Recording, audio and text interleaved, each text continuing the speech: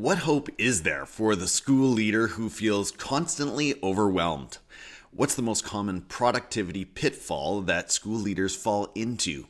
And how can we manage fires and interruptions without burning out?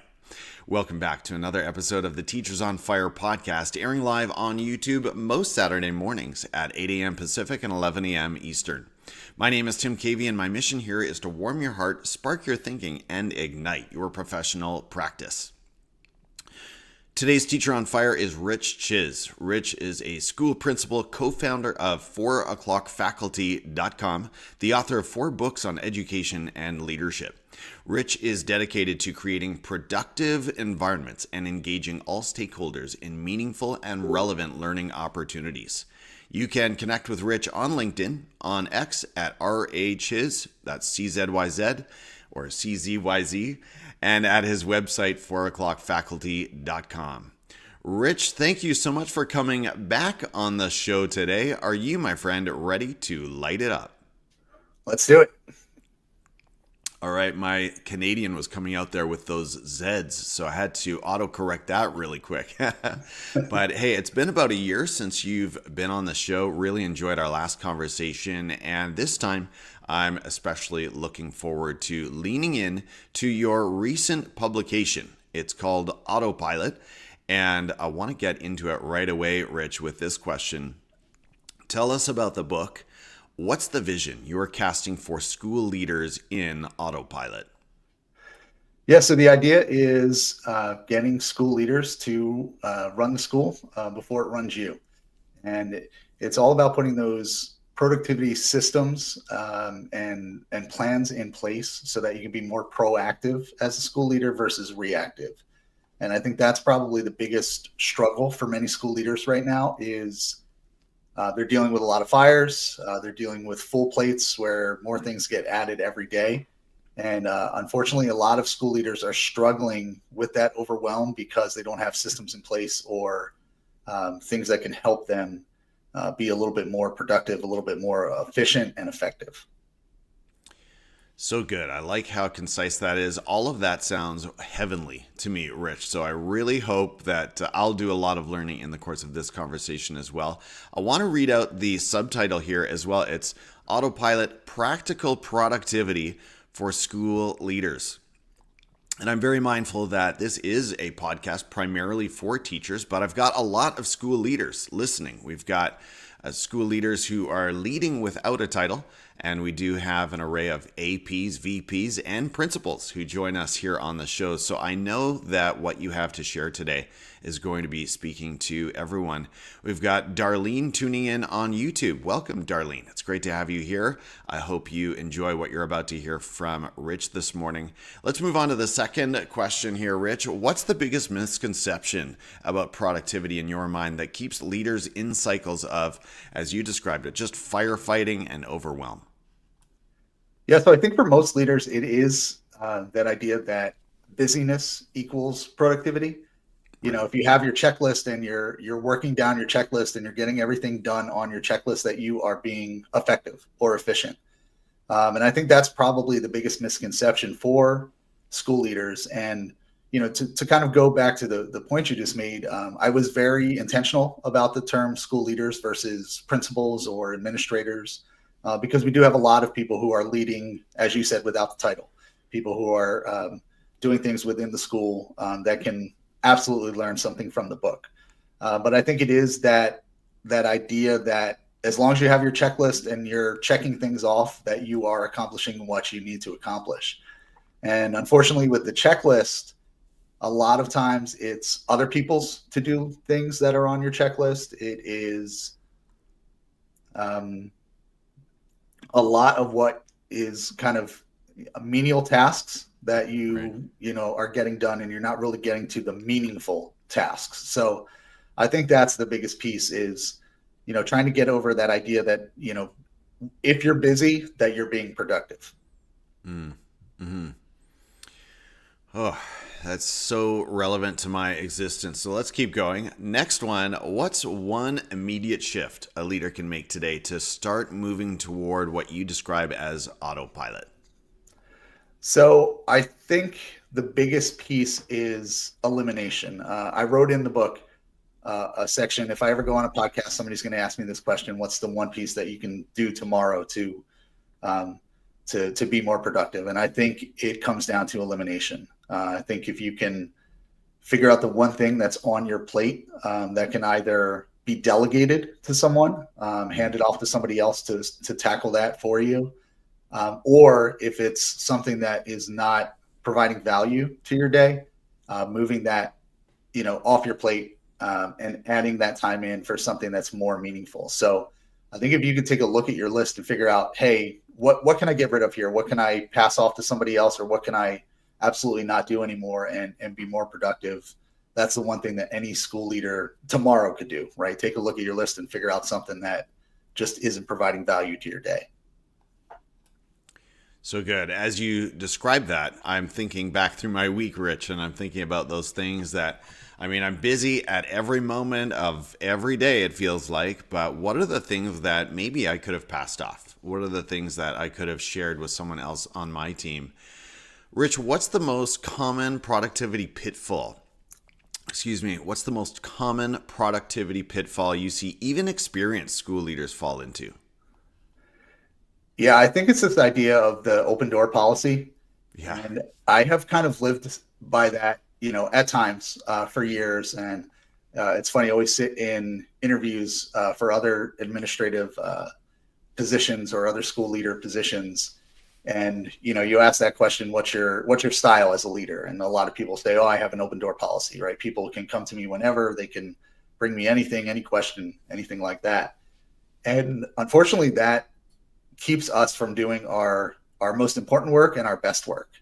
And so, I think it is okay to close the door sometimes. It's okay to get the things done that you need to get done.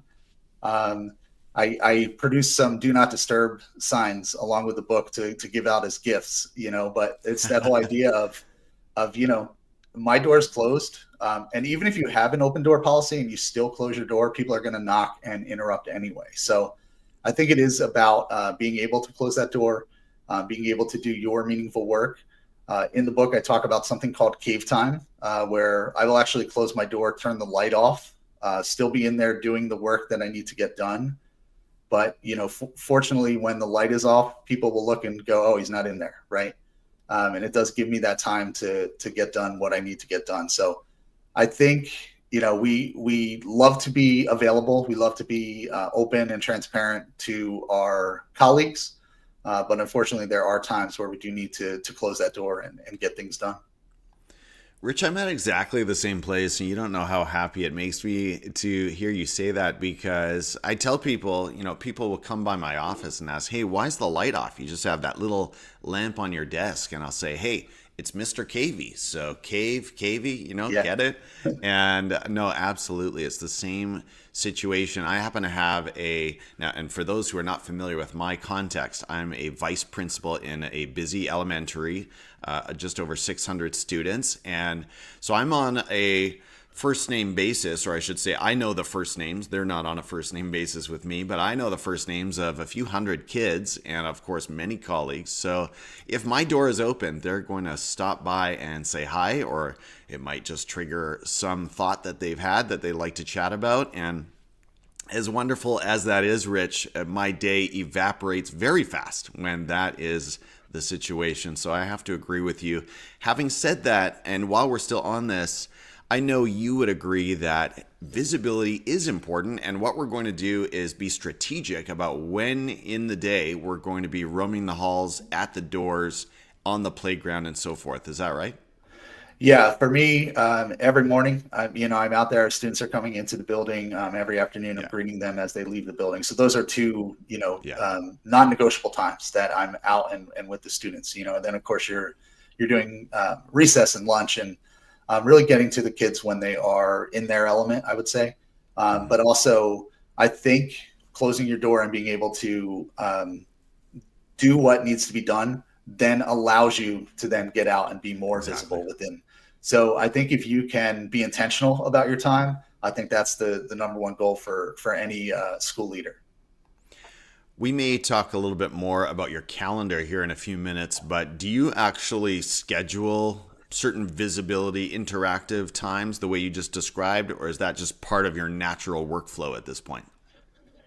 Yeah, so it's kind of part of my natural workflow. So as I said, I start the day out at arrival with Yeah. students. I usually come in, do a little bit of work in the office before I'm getting back out to the classroom. So it's just kind of naturally worked into my schedule. I don't specifically block off times on my calendar unless, I shouldn't say that. I do walkthroughs in the building, so that specifically gets blocked off on the calendar.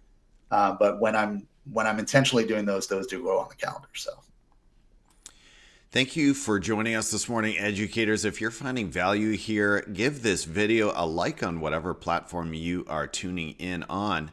Rich, how can school leaders manage the working experience of constant interruptions without burning out? And this is so relevant to any school leader. And I just think of things like accidents, emergencies, health problems, behavior issues. These things, I mean, if we just stop and focus on behavior issues alone, if there is some kind of a fight or some kind of an interaction, a conflict gone wrong, that can instantly absorb the next 3-4 hours sometimes, right? So what can we do about that dynamic of the schedule that can be flipped upside down at a moment's notice? yeah, so there's a couple of strategies that I talk about in the book. It's I actually build in disaster downtime on my school calendar. So I Okay. might put in a 30-minute or 1 hour block on my calendar each day. Hmm. I'll give it a turbulent Thursday, manic Monday, whatever kind Yeah. of fun name I want to call it on there. But the idea is, in the morning, if you run into, the accidental fire alarm going off, the student argument that you're now dealing with in the office, and you were planning on working with something else, but a fire did come up, that you do have that disaster downtime on your calendar later in the day, right? Mhm. So now, okay, I blocked out this time specifically. Let me get back to what it was that I was working on when that fire came up.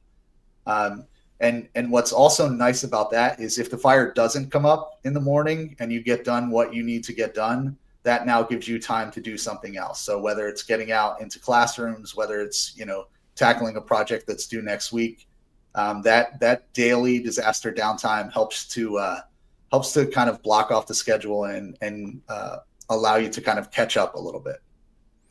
I really like that idea of blocking in the disaster downtime. I mean, that's just a part of life, generally speaking. That's going to come up. Those things generally make their appearance in the course of the day or certainly the week. Let's talk about this delegation piece. You touched on it earlier, but speak to that leader who really has a hard time, Rich, in terms of letting go of different tasks around the building because they just feel like I've got to do it myself for the sake of efficiency and quality. There's no one who can really do it like me. Speak to your experience of delegation and the things that you've found. Yeah, so my role as an elementary principal, I'm also in a pre-K to 5 building. I have about 300 students in our building. I'm the only administrator, right? So Wow. everything kind of falls on me. I do rely a lot on other people within the building. So for the delegation piece, I do talk about delegating and elevating, right? So I Mm. think you have to kind of develop that trust in people. I think there are certain trade-offs. So you have to recognize that if you are asking somebody else to help you with something, they may not do it exactly the same way that you would do it, Right. but they are going to get it done in their own way, and hopefully they learn through that. So, many times you will delegate to somebody and help them to take ownership over it. I always tell a story about a student who I had. I was actually leaving the building for a meeting, and as I was, walking through the playground, he stopped me and asked what I was doing. I told him I had to leave for a meeting, and he said, "Who's going to be in charge of the school?" And my answer to him was everyone, right? And I think that's what you look for as a school leader is you want that ownership by everybody. So I think delegating, trusting other people to do things, I think that can absolutely help everyone to take ownership over the school and over everyone's learning. I've heard you talk on a couple of other shows, Rich, about how you organize a group of students at your campus to run the announcements. Can you tell us about that? Yeah, so that idea of delegation doesn't always have to be other colleagues. I talk a lot about automation within the book, and that's kind of where that idea of autopilot comes in. You want those systems in place. But I actually worked with our fifth grade announcers each year. So I've been in other schools where it might be the principal doing the school announcements, or the guidance counselor or school counselor who's doing it. Or it might just be any other adult who's in the building. But we've really worked hard with our fifth graders. Spent about 2 weeks with them at the beginning of the school year. We have a template that they use each day to kind of fill in, whatever day it is, the date, what's going on for that day. And they really take that on. They take ownership over it for the rest of the year. So I know once we've spent that full 2 weeks at the beginning of the year training everyone, each student knows each of the different roles. So if anybody's absent on a particular day, somebody else can step into that role. And it really helps us to manage that piece, right? So we know that they kind of have it on lock as they go through the school year, and it doesn't seem to be a problem on any given day with the announcements. That is so great. I really love that image. I'd love to hear them. I can kind of imagine what that would sound like, and I'm thinking about what that would look like and sound like at my campus. What do you think of this idea, Rich? I've heard people like Danny Bauer, who you probably are familiar with, but other education leaders sort of talking about we focus on the work that powers the mission first before we get into email, which is sort of this whole subject in of itself. We do some of the work that powers the mission before we get into email and the daily grind. And that way we make sure we're moving the needle of our mission forward each day. Is that something you would agree with? Absolutely, 100%. And I think, email for many school leaders is just the bane of our existence. Yeah. You can live in your email all day long. And unfortunately, I think when email was initially conceived, it was something to help everyone communicate a little bit easier. But unfortunately, I think what it does as a school leader just makes you available all day to everyone who wants to simply send you an email. And so I like to talk about the idea of getting a bigger boat. I'm a huge Jaws fan, so I stole the line from that movie. But a boat in this example is a blocked off answering time. So within my day, instead of kind of drowning in the inbox all day, I will target specific times to answer those emails. So I actually use 3 boats during the day, one in the morning, one mid-afternoon, and one right before I'm leaving for the day. And I try to tackle those emails within that time frame so that, again, you're being intentional about your time. You're not just kind of swallowing every email that comes to you anytime throughout the day. And I think I heard you say in another conversation too that you check out of email in the evenings as much as you can as well. Is that right? Yeah. So, my daily routine is 4:00, 4:30. I'm done sending emails. I'm done looking at emails. So, Wow.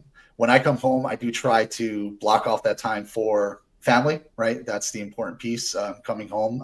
So I do try to stick to that rule. If there is an emergency or something where I need to send an email to someone, a colleague, I also try to heavily use the schedule feature for emails, so that if I am sending something, late at night, it's also going to them early in the morning the next day. Right.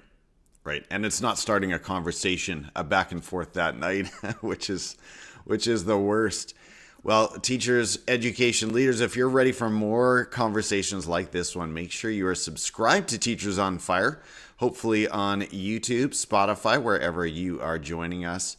Rich, a couple more questions for you as we start to wind down. You talk about a time inventory or a time audit in the book, and I'm curious, what does that look like for someone interested in saying, okay, I want to get a grip on my time in the course of the day and the week? Do you sit down with a notebook, with a spreadsheet? Do you break it down by hour? How can we do this? Yeah, so I think from a practical standpoint, a notebook is probably easiest if you, let's say you take a day or even a week of your schedule and jot down what it is that you're actually doing, what you're actually spending that time on. So, Hmm. it'd be easy for me to say today I'm going to spend, let's say, an hour, 20 minutes on email. But am I actually spending an hour, 20 minutes, or am I in that inbox for 3 hours? So, um, I would also recommend doing it as a digital calendar as well. So if you're blocking off your time, and your time changes. So let's say you schedule, an hour for walkthroughs this morning, but for whatever reason, your walkthroughs got interrupted. You got called back to the office to deal with an emergency. You actually only spent 15 minutes in walkthroughs. Right. Then you know that's something you need to mark on your digital calendar to show what was I actually doing with that time. And I Mm-hmm. think if you can actually be honest with yourself about how you're spending your time, you may find that there are things that are not providing value there, that are menial tasks that could be, as I said, delegated to somebody else. And I think when you actually take a true look at what it is that you're doing, then I think you can eliminate some things or delegate those things to others, and make your life a little bit easier. Unfortunately, I think a lot of school leaders, they will often uh, eliminate things, but then they take on other things that are just as menial or lacking values. So, Right. you don't want to clear your schedule so that you can take on more, Yeah. less important things. So, Yeah. You've got me thinking about a task that I do. One of the many, many parts of my job, I run a house teams game sort of system, and I regularly update the scoreboard that goes up on the TVs. And I'm thinking now, I wonder if there's a student in my community that could take that on. That would be wonderful. We've got Darlene still on YouTube. Thanks for joining us again, Darlene. She says, I love establishing that boundary. And I think you're probably speaking there about the no email at home. I think that's the one that really calls out to people, Rich. So, again, kudos to you for establishing that one. I wanted to ask you, too, if you're willing to get a little bit personal with us, Rich, can you tell us about your daily routine? I'd love to hear what time you wake up, what time you get to the school, and you've already spoken a little bit to work at home. It sounds like you try to shut that out for the most part, but can you give us a sense of your typical day? yeah, so I normally get up around 4:45, 5 o'clock every morning. Yeah. Um, and when I'm at home in the morning, I'm trying to do family things. So it's a lot of, packing lunches, getting the kids off to school, getting them on the bus. I will try to squeeze my writing in the morning before anybody else wakes up, because that's usually my only quiet time to do that. Yeah. So, I may roll right out of bed at 4:45, jump right onto my device and start writing. Hmm. Even if it's for 20 minutes. There are some mornings, when I'm in the process of working on a book. Some mornings go better than others. So Yeah. there's some times where I'll write for a full hour before, I'm moving on with the rest of that morning. Helping everybody else get out of the school. So I think, from there, I'm usually at school around 8 a.m. And Hmm. once I'm at school, it's all business, right? It's Yeah. dealing with all those issues. Normally it's starting with what teachers are out. What do we have to do as far as the sub situation goes within the building for the day? Yeah. That's usually a daily crisis management piece. And then from there, getting out and visible with the kids, doing observations, walkthroughs. The one big piece for me that is so important to my daily routine is a daily shut off ritual. So I have a shutdown ritual that I use at the end of the day. I have a notebook that pretty much contains all of my important information. And what I will do is, I will reflect on the day, what went well, what didn't go well, review anything that I didn't get to. So maybe it's something within my notebook that didn't get checked off for the day, and determine what my important to dos are for the next morning. So once I do that and I have everything written down, I know that I hopefully won't worry about it because it's written down in that notebook. I can just open the notebook the next morning, and then the important piece is closing my laptop, closing my email. I actually take the notebook, the physical notebook, I place it in a drawer overnight. And I know Okay. once I actually close that notebook, I'm done. That's it. I'm out. I'm in the car driving home. I have about a half-hour drive, and usually that gives me the time to kind of, the downtime to kind of let everything go and move on with whatever it is that we're doing for the family that night. So, and then from there, I'm usually in bed. I'd say anywhere between 9 and 10 o'clock. So I do try to get a full night's sleep. Rising so early. So um, it's just a routine that works for me. I know some people do better at night, some people do better early in the morning, but it's, I think, establishing those rituals for yourself that can help you to be more effective. I think there's so much power in, as you said, putting the notebook in the drawer, like getting the phone out of the bedroom, moving the device away physically actually has a lot of power. Whatever the device or the notebook, I know you're an analog guy, and I was for many years as well. I do miss the feeling of writing things in a notebook with pen, but I have to say I could never go back from my Google tasks that sync between my computer and my phone at this point. I don't think I could ever do that. And I'm just thinking, Rich, again, you're the one man administrator in the building. So you mentioned you're looking after substitutes, you are managing all of the classroom visits, the teacher observations. Wow. That's just a lot to carry. So my heart goes out to you, but you're managing it well. I mean, you're out of the building by 5 most days, it sounds like. So I have to ask too, while I'm thinking about it, when you do have a substitute shortage in your building, are you looking for internal solutions? I know that's not a fun topic for us as administrators. Yeah, yeah. So we are fortunate in that we have a handful of substitutes who are kind of loyal to our building. Okay, They come whenever we call, nice. and I think part of that is how we treat our substitutes in the building. There's an entire section within the book on treating substitutes like royalty. Right? Okay. They are the people that save us on a regular basis, and I think. That idea of teacher burnout. There are times when teachers need to be home, right? They need to be with their kids, with their families. They need a day where they just need to be with themselves, right? Outside of the school day. So substitutes are people who really save us on a regular basis. So I think if you can treat them, as royalty.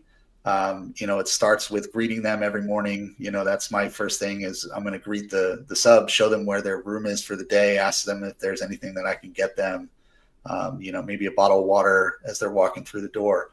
I think those things are important. It's those little things of how you treat people. And I think people see what the environment looks like within the building. So they recognize that they're treated well when they come into our doors, and they often come back because of that. So, that's a piece that is super important in helping us throughout the day. It's a huge piece because, and a lot of observers will not recognize this right away, but if you've got an army or a team of substitutes that, as you say, is loyal to the school and they are ready and on standby and they've been treated well, that in a way, Rich, is something that's going to feed into your time and productivity, right? And help you be a better leader because now you're not scrambling so many times to fill holes and make sure that all of your students are properly supervised and cared for throughout the day. One of those little details, right, that with some strategic, proactive work really pays off. Well, Rich, this has been a great conversation. You've given me so much to think about. Thank you so much. Besides picking up a copy of Autopilot, how can we connect with you and follow your work going forward? Yeah, so the website is 4o'clockfaculty.com, FOURO clockfaculty.com. You can reach me on LinkedIn, and I am also on X at RACZYZ. All right, sounds good. Well, thank you again so much for joining me, Rich. This has been as I said, inspiring, thought-provoking, and I always appreciate the sacrifice of time on a Saturday from any school teacher or leader. So thank you so much. Teachers on Fire, I'm your host, Tim Cavey, and I'm grateful that you too decided to spend some of your day listening to this episode. I hope that in some way the content you heard today from Rich Czyz sparked your thinking and ignited your practice. And I'll meet you next week right here on the Teachers on Fire podcast. Take care, everyone, and have a great week.